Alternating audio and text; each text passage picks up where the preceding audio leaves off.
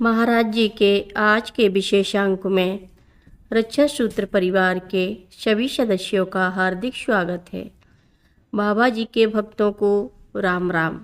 11 सितंबर 1973 की देर शाम के बाबा जी महाराज के पार्थिव शरीर को भस्मीभूत होते देख रहा था। मैं वृंदावन आश्रम के प्रांगण में मुख रुदन करता, तभी मैंने देखा कि बाबा जी महाराज श्री राम तथा श्री लक्ष्मण जी के मध्य एक ऊंचे सिंहासन पर विराजमान हैं और हनुमान जी उन सब की परिक्रमा कर रहे हैं।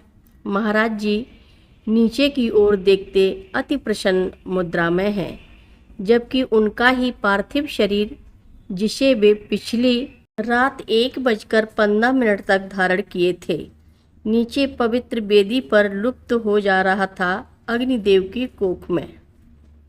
अत्यंत विस्मित होता अपना रुदन, अपना दुख भूला, मैं यह दृश्य मूक आश्चर्य के साथ देखता रहा बड़ी देर तक। स्वयं भी एक विचित्र प्रकार की आनंद अनुभूति में शराबोर हुआ। तब कुछ चैतन्य हो मैंने बाबा जी महाराज से पूछ ही लिया कि महाराज जी अब पुनः दर्शन कब होंगे आपके।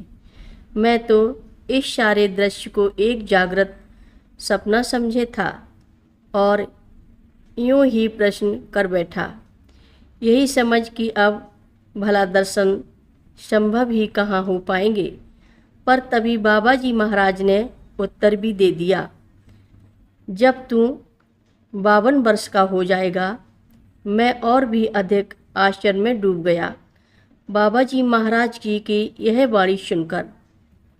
उत्तर सुनकर एक ओर जहाँ परम शांति मिल गई मन मानस को, तो दूसरी ओर मेरा अपना विश्वास, जो कुछ देर के लिए डगमगा गया था कि बाबा जी महाराज तो अजर अमर हैं, यह शरीर लीला तो उनका एक और खिलवाड़ मात्र है, पक्का हो गया।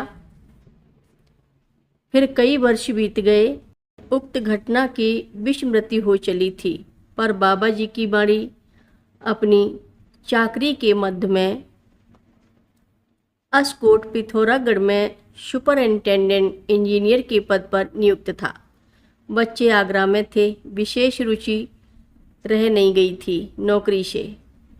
वह भी घर से इतनी दूर अस्तु यूं ही घूमता रहता था आसपास के क्षेत्रों में, परिभ्रमण सा करता मन संयत रखने को। तभी एक दिन मुनिशियारी के दौरे के मध्य मैं एक निर्जन एकांत स्थान काली मुनिशिला पर जा बैठा। विचारों का क्रम प्रारंभ हो गया। बाबा जी महाराज की कई लीला स्मरण हो आईं। तभी एक अन्य वेश में बाबा जी महाराज प्रकट हो गए। मैं तो तब उन्हें पहचान न सका था, किंतु उन्होंने ही विभिन्न प्रकार से अपनी पहचान करा दी मुझे, यह भी इंगित कर कि अब मेरी उम्र 52 वर्ष की हो गई है। तभी मुझे वृंदावन आश्रम की 11 सितंबर 1973 वाले दृश्य की भी याद हो आई। बाबा जी महाराज के उक्त आश्वासन के साथ तब मेरे आनंद का पारावार न रहा, पर फिर भी मुझे भ्रमित भी करने को बाबा जी कई प्रकार की अन्य बातें करते रहे। कई प्रकार की सीखें देते हुए महाराज जी कुछ दूर जाकर अंतर ध्यान भी हो गए, पर इसके शीघ्र बाद ही मेरा तबादला लखनऊ को हो गया। क्या केवल इस दर्शन हेतु ही बाबा जी ने मुझे अस्कोट भेजा था? हर रोज़ महाराज जी की कथाएं सुनने के लिए सभी भक्तों का धन्यवाद।